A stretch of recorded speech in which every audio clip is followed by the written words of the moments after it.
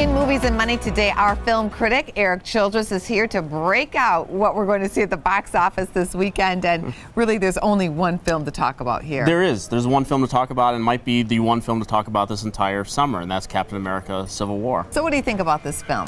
Well, I had a few reservations about it because the last Avengers film, Age of Ultron, I thought was really kind of severely tampered with and didn't end up being a really substantial product. And the Captain America, this is in obviously the Captain America trilogy, if you will. I'm sure there'll probably be a few more after this, but it actually feels more like it's part of the Avengers series because it has all these characters coming together essentially to fight one another. Does it work?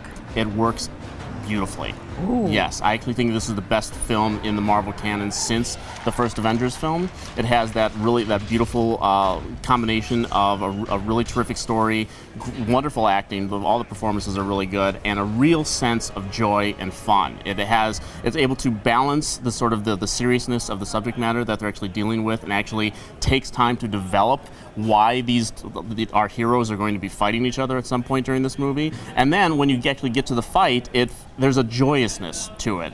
Not everyone is really looking to hurt each other, so they're just kind of throwing punches and flying around and using their powers and whatnot. But it's beautifully handled, and like I said, I think it's the best since the first Avengers movie. I think this movie is going to do tremendous box office this weekend. Big applause then for the film studio. Big applause for Marvel, and really, we don't mean to keep harping on DC and Batman versus Superman, but this movie actually sort of really accentuates what the flaws were in that film. It really, because it had very similar storylines actually, and you're going to see this movie make $1 billion worldwide without a sweat. Now, is this one of those films where, okay, so there's this guy, he really wants to go see it, he has his girlfriend, she's not so sure, but she goes and she's like, hey, that was pretty good. Yeah, I think that this movie, it transcends, men, women, comic book fans, non-comic book fans. It's a film, if you've been following the Marvel series at all, and granted there are a lot of films to catch up on if you want to know everything that's going on in this film. I think the two films you should probably watch if you are not up to speed, watch the last Captain America movie, The Winter Soldier, and watch Ant-Man, because Ant-Man plays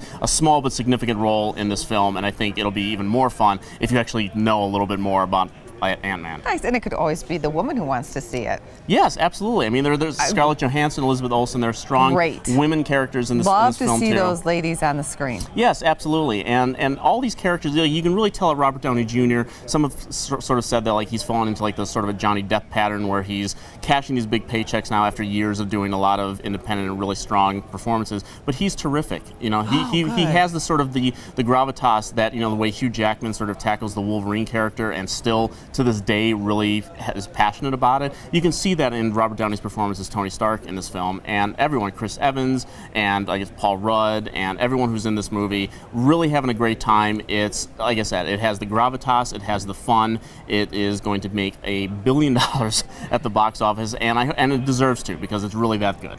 Erik also brought us the outlook for summer films, and the films that he says are the must-sees, and topping your list is Captain America: Civil War. Yeah, I think that this is the film. Obviously there are a lot of films this summer that I haven't seen yet, and we'll be talking about them all through the summer. I think, just to give an outlook on the summer, I have a feeling that the quality level might be a little down more than usual, because there are a lot of sequels, a lot of reboots, a lot of familiar titles that we may or may not want to see again. But Captain America: Civil War really kicks off the summer on a great fashion. I think that's going to be the #1 film of the summer, without question. I think the second film on the list, I think, is a very easy film to predict as well, and I think that's Finding Dory, which is the sequel to Finding Nemo. It's been 13 years since we've had Finding Nemo, and we've had, that movie's become such a classic in the Pixar library that, people who were fans of it back then, some of them might even have kids today, so they're going to be taking their kids to see it. I think this movie could actually do Toy Story 3 numbers and actually propel itself into the $400 million area. And then third on your list? Third on my list is another animated family film. I think it's a really good year for family films.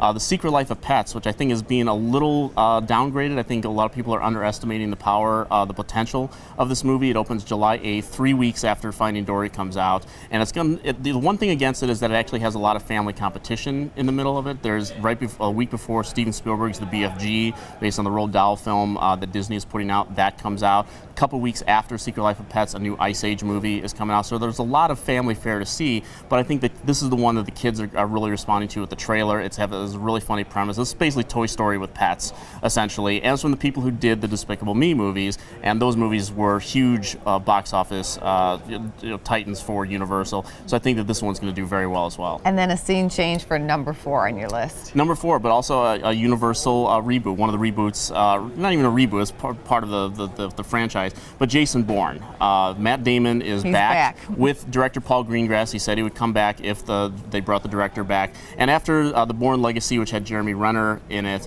did okay at the box office, didn't have the same power that Damon did. I think people are going to leap at the chance to see Matt Damon in this role again. The trailer is fantastic. It has a really great, looks like a really great car chase in Las Vegas that really just lights up the screen on the trailer. And I think that this is going to be a late summer hit. It does have the Suicide Squad, the other DC film, coming out this summer, a week after that, but I think that Jason Bourne is actually going to beat it out because people are more familiar with that franchise and like what has come before much more. And then rounding out Erik's top 5, the XMen. Yeah, XMen Apocalypse, which I actually think is going to end up being the highest grossing film in the XMen series. Maybe not by a lot, but just enough to earn that title. And it's opening Memorial Day weekend. The direction that the XMen series has gone with the last couple of films, First Class and particularly Days of Future Past, I think has sort of revitalized this franchise. And I think it's going to have a strong enough opening weekend that's going to propel it to probably somewhere around $250 million.